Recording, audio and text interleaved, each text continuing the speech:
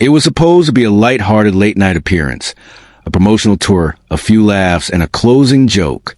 But what unfolded on Stephen Colbert's stage that night spiraled into one of the most explosive on-air confrontations in late-night history.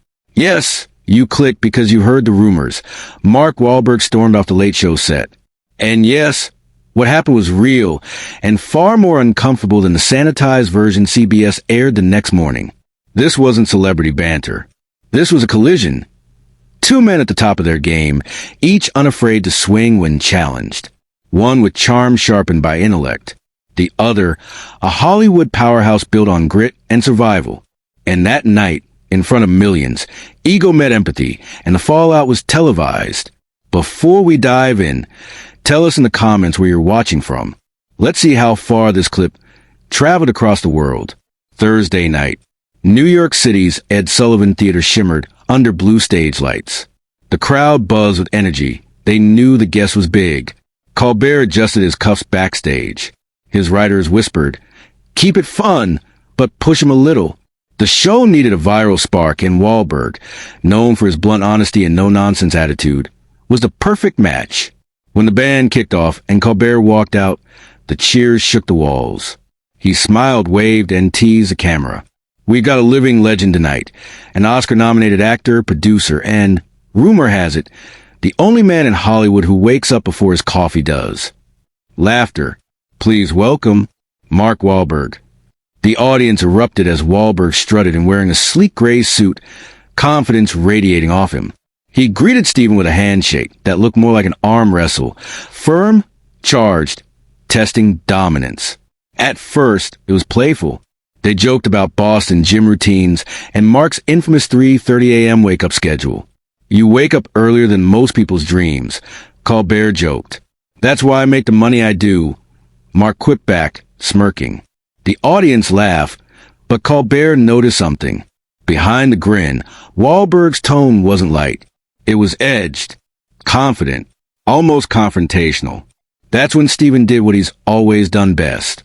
He poked the bear. "You know," Colbert began, "you've been talking a lot lately about faith, discipline, and personal accountability. Some people online say that sound a little preachy. What do you say to them?" Mark chuckled, but the laugh didn't reach his eyes. "I say those people probably never built anything in their life.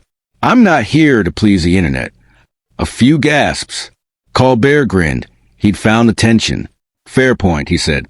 "But do you think success gives people the right to lecture others?" "It gives people the right to share what works." Mark shot back. "You can take it or leave it. But don't call me a preacher, because I work hard." The air in the studio tightened. It wasn't a joke anymore. It was a sparring match. Colbert leaned in. "Mark, I'm just saying, when someone with millions preaches humility, it can sound a little ironic, don't you think?" The crowd half laughed, half cringed. Mark smiled, slow, deliberate, dangerous. "Stephen, you make jokes about billionaires every night while sitting on CBS money. You think that's humble?"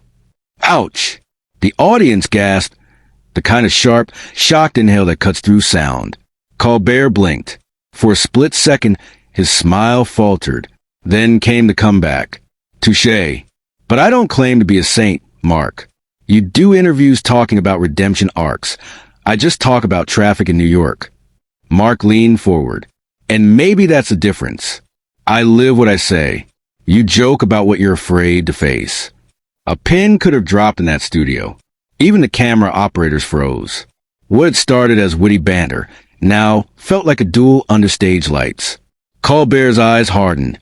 He'd hosted presidents, comedians, and critics, but he hadn't faced a guest willing to question him this directly. He forced a smile. "Okay, fair, but let's keep it friendly. You're promoting your new film, right? A story about second chances." "Exactly," Mark said, voice steady. "Because everyone deserves one, even hosts who think humor makes them untouchable." The audience didn't know whether to clap or stay silent. The show's director whispered through the headset, go to break. But Colbert ignored him. "Mark, you've got an incredible career. You've overcome a lot. But do you think faith and self-discipline alone explain your success? Or does Hollywood privilege help?" Mark's smile vanished. He exhaled, Slow, sharp, controlled. You really want to go there? Colbert didn't back down. It's my job to go there. Mark's voice dropped, low and dangerous. No, your job is to make people laugh, Stephen. Mine is to make things happen. We're not the same. The audience gasped.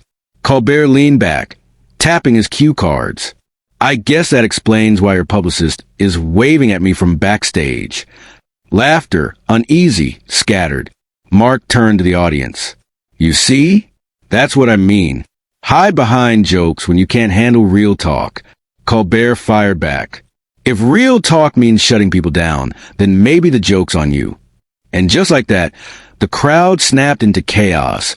Applause, boos, nervous laughter. Producers rushed the stage, cutting to a commercial mid-sentence. When cameras stopped rolling, witnesses say Mark ripped off his mic and tossed it onto the couch. I don't do fake, he muttered. Colbert, still seated, said quietly, Neither do I. A stage manager tried to defuse it. Mark, we can redo the segment. No need, Wahlberg snapped. I'm done. He walked off the stage, leaving behind the smell of adrenaline and disbelief. Stephen Colbert sat there in silence. The audience, still half standing, didn't know whether to clap or leave. And as the band awkwardly played him out to break, a single sentence echoed across the control room. We just broke the internet. That night, only a shortened, censored version aired on CBS. The full clash never made the broadcast, but it didn't matter. Someone in the audience had filmed the entire exchange on their phone. By midnight, the uncensored clip was live on X, TikTok, and YouTube. The title, Mark Wahlberg walks off Colbert after brutal argument live. By morning, it had 25 million views. By sunrise, the clip had consumed the internet. Millions of people watched, paused, replayed, and debated every second. Two men, one stage. One were away from chaos, and it was all caught on tape. At 7 a.m., every network had the story. Good Morning America replayed it with blurred language. CNN called it the most awkward talk show moment of the year. Fox News went further. Colbert humiliates Patriot actor on air. YouTube thumbnails screamed in red caps. Wahlberg walks OFF. Colbert exposed. By noon, hashtag Colbert vs. Wahlberg trended worldwide. On Reddit, a thread with 2 million comments analyzed the exact moment Mark's jaw tightened. Executives were not laughing. Ad buyers were calling. Sponsors were nervous. One email from a marketing director read, "We signed up for comedy, not confrontation. Colbert needs to apologize, or at least pretend to." Meanwhile, Colbert was in his office watching the Uncut feed. He rewound a moment Mark said, "You hide behind jokes when you can't handle real talk." He paused on his own face, frozen between smirk and shock. "Maybe he's right," he murmured. Then he looked up at his producer. "Book him again." "What?" "You heard me. If we fight on TV, we finish on TV." At that same hour in Los Angeles, Mark was hitting weights in his private gym. Reporters were camped outside. His publicist burst in with a tablet. "It's everywhere, Mark." He glanced at the screen between sets. "Let him talk," he said. "I didn't walk off. I walked away from fake." But beneath the grit, he knew it was bad. Studio execs for his upcoming film were texting questions like, "Do we need damage control? Can we still put you on press junkets?" Hollywood loved a good rebel, until the rebel messed with ratings. Online polls showed a nation split in half. 47% said Wahlberg was right to stand his ground. 46% said Colbert handled himself professionally. 7% just wanted more drama like this. On Twitter, Colbert finally met someone who doesn't bow to media. Wahlberg forgot he's a guest, not a host. Podcasts dedicated entire episodes to breaking down the altercation frame by frame, like sports analysis. Reaction channels made thumbnails with fire effects and boxing gloves. The world wasn't watching a talk show anymore. It was watching a gladiator match. Then came a twist no one expected. A studio staffer leaked an off-air clip to TMZ. In it, as Mark stormed off stage, you could hear Colbert say softly, "Let him go. He's not the enemy." The tone wasn't sarcastic. It was regretful. The clip humanized Colbert instantly. Even some of Wahlberg's fans admitted online, okay, that was classy. But others weren't buying it. He only said that because the cameras were still rolling. Celebrities began weighing in. Chris Rock tweeted, "Colbert plays with fire for a living. Sometimes you get burned." Dwayne Johnson commented on Instagram, "Mark's a solid guy. Always stands on his principles." Jimmy Kimmel joked in his monologue, "It's nice to see someone else walk off a show for once." The audience laughed, but even Kimmel added later, off script, "Late night's changing. People don't want punchlines, they want truth." Mark's publicist released a carefully crafted statement. Mark Wahlberg has great respect for Stephen Colbert and The Late Show. Sometimes passionate conversation takes unexpected turns. It sounded polished, too polished. Online commenters weren't fooled. Translation: the studio made him say that. Meanwhile, Colbert's team stayed silent, choosing mystery over messaging. That only fueled the curiosity. By evening, fans were clamoring for the unaired footage. Someone started a petition. Hashtag release the Colbert cut. It hit 1 million signatures in 3 days. Colbert's writers were split too. One argued, he crossed a line, he attacked the guests. Another said, no, he did what Stewart used to do, hold people accountable. Colbert listened in silence before saying, maybe the truth is somewhere between us. And maybe that's the problem with TV. We keep cutting to commercial before we get there. He looked out at the set below. It had never felt so small. In Los Angeles, Mark recorded a short Instagram live video. No publicist, no editing, just him. I respect Stephen, but I don't do fake. You ask me real questions, you get real answers. I walked off because I won't be a punchline. It was raw and unfiltered. And it worked. His followers exploded by 500,000 in a day. Yet some commenters noticed he looked tired. Not angry, just drained. One viral comment read, he's fighting the machine, but the machine always wins. That night, Colbert picked up his phone and called Mark directly. No press, no agents, just two voices in the dark. Witnesses say the call lasted exactly 7 minutes. Colbert opened with a line that would later leak online. We both got burned by the same fire. Mark's reply was short. Then, maybe next time we light it together. Both men laughed. The tension finally cracked. And what followed would become one of the most talked about follow-ups in late-night history.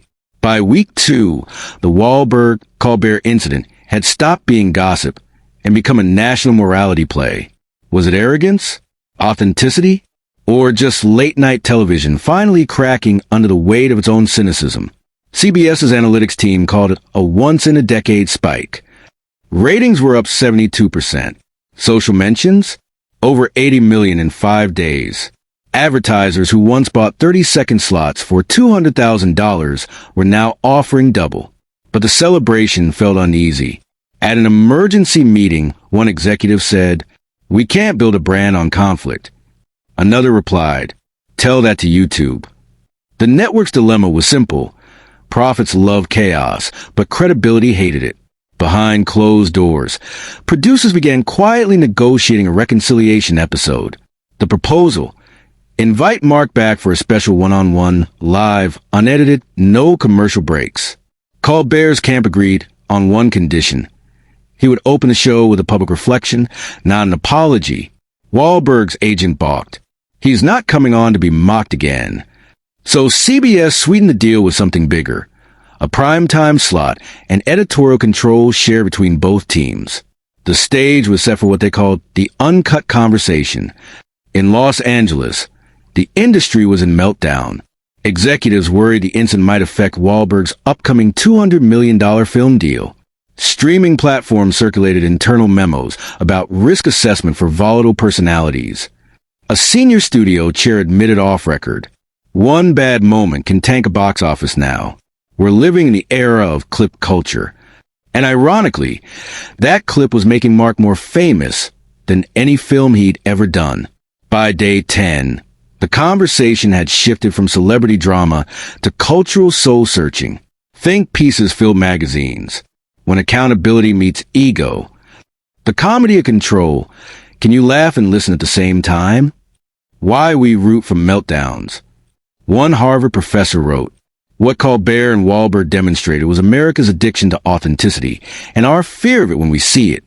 The story had evolved into something bigger than both men." Days before the reunion, Mark and Stephen spoke again by phone. This time, no handlers listening. "You ready to finish the conversation?" Stephen asked. "As long as we start like men, not microphones," Mark replied. They laughed. An uneasy but genuine laugh. At dress rehearsal, the crew could feel it. This wasn't an interview, it was a trial. Every camera angle, every light was measured to capture truth without flattery. A producer warned, "If either walks out again, we cut to black. No commercials, no music." Even the band was nervous. Jimmy Fallon teased on air, "Colbert's booking Wahlberg again? That's like asking your ex to co-host your wedding." Bill Maher offered his own take. "This isn't politics. It's penance TV. They're turning shame into content." Still, every network planned to air a recap the next day. It was the Super Bowl of accountability. Then another leak hit the internet. A document marked segment outline. It suggested Colbert would open with a monologue called "When the Laughs Stop." Fans assumed the whole thing was staged. The story had evolved into something bigger than both men. Days before the reunion, Mark and Stephen spoke again by phone. This time, no handlers listening. "You ready to finish the conversation?" Stephen asked. "As long as we start like men, not microphones," Mark replied. They laughed. An uneasy but genuine laugh. At dress rehearsal, the crew could feel it. This wasn't an interview, it was a trial. Every camera angle, every light was measured to capture truth without flattery. A producer warned, "If either walks out again, we cut to black." No commercials, no music. Even the band was nervous. Jimmy Fallon teased on air, "Colbert's booking Wahlberg again? That's like asking your ex to co-host your wedding." Bill Maher offered his own take. "This isn't politics. It's penance TV. They're turning shame into content." Still, every network planned to air a recap the next day. It was the Super Bowl of accountability. Then another leak hit the internet.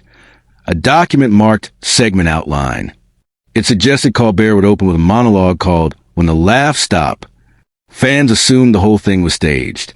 "It's a ratings trap," one tweet read. Nothing real about reality TV. The pressure was immense, and that's when Colbert decided to go off-script completely. The day before airtime, a journalist caught Mark outside his gym. When asked if he'd apologize, he paused and said, "I don't apologize for honesty, but maybe I'll listen longer this time." That quote ran on front pages everywhere. Even Colbert's team admired it. "He's good," Stephen said. "Now I have to be better." The day arrived.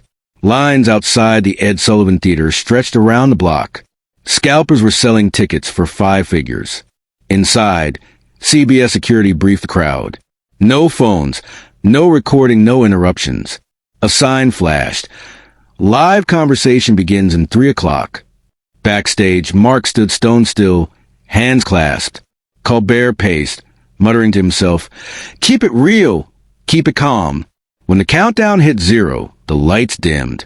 History was about to repeat and maybe repair itself. The air inside the Ed Sullivan Theater felt electric. No band music. No warm-up comedian. Just silence thick enough to touch. This wasn't a late show anymore. It was a national reckoning broadcast live. Colbert walked out first, no applause sign flashing. He motioned the audience to stay seated. "Tonight, we're doing something different," he began.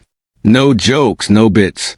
Just a conversation between two people who had one of the messiest moments in late-night TV. He turned to the curtain. "Please welcome Mark Wahlberg." The crowd erupted, but Mark didn't smile. He walked out slowly, shook Stephen's hand, and sat. 2 chairs, 1 table, 1 shared spotlight. Colbert exhaled. "Mark, last time we talked, it got heated." "That's one way to put it," Mark said, smirking. "My mom still won't talk to me."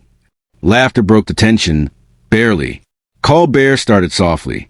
"I rewatched our argument, over and over. I think I was trying to win a point instead of hear a person. Mark nodded.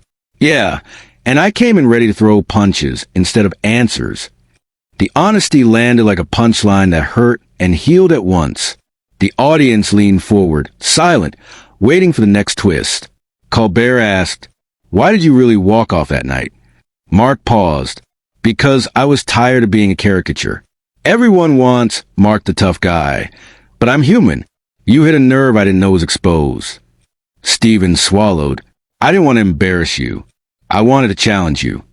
"Yeah, but it stopped being a challenge and started feeling like judgment."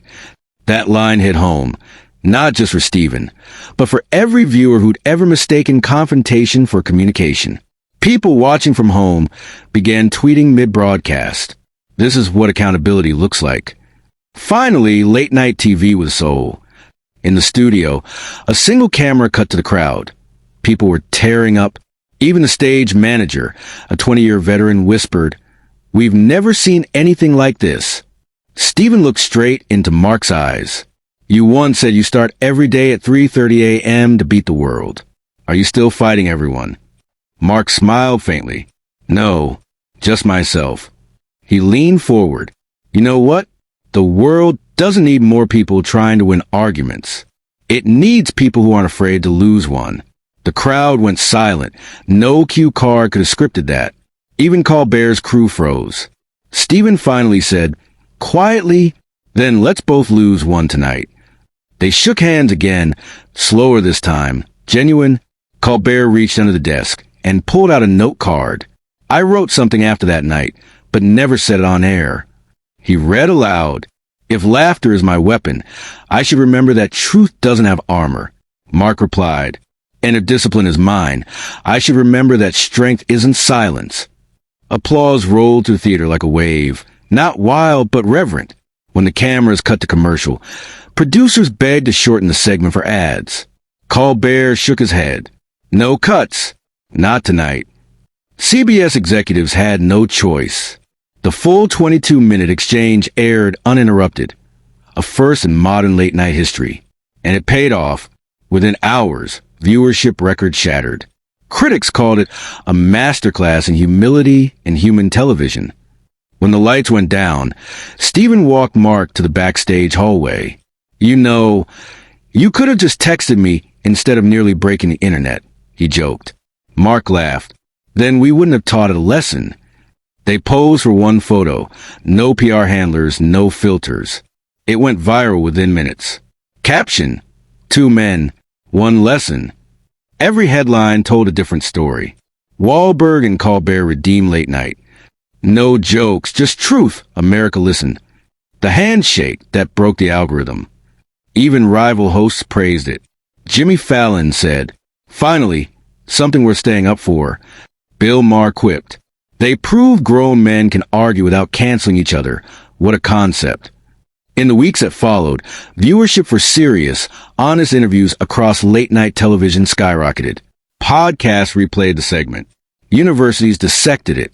A new phrase entered pop culture, pulling a Wahlberg. It meant owning your mistake in public and walking back into fire anyway. Colbert's team launched a recurring series titled Conversations That Matter. Wahlberg became its first guest host. Together, they interviewed veterans, teachers, single mothers, ordinary people doing extraordinary things. What began as a feud had become a platform. Months later, in a quiet moment off camera, Stephen asked, "Do you ever regret that night?" Mark replied, "No. It reminded me that you can't control how the world sees you, only how you show up when it does." Colbert smiled. "You know, you're starting to sound like me." "Nah," Mark said, "you're starting to sound like me." They laughed. Genuine, unforced, the way laughter should sound. The narrator's voice fades in. Television didn't change that night because two men fought. It changed because two men decided to stop performing long enough to listen. Cue montage. Flashes of Colbert and Wahlberg shaking hands, the audience applauding, the credits rolling over slow-motion smiles. In a world addicted to outrage, truth still deserves airtime. So what about you? Do you think Mark Wahlberg was right to walk off, Or was Stephen Colbert justified for pushing back? Drop your thoughts below. Let's see how you would have handled that moment live.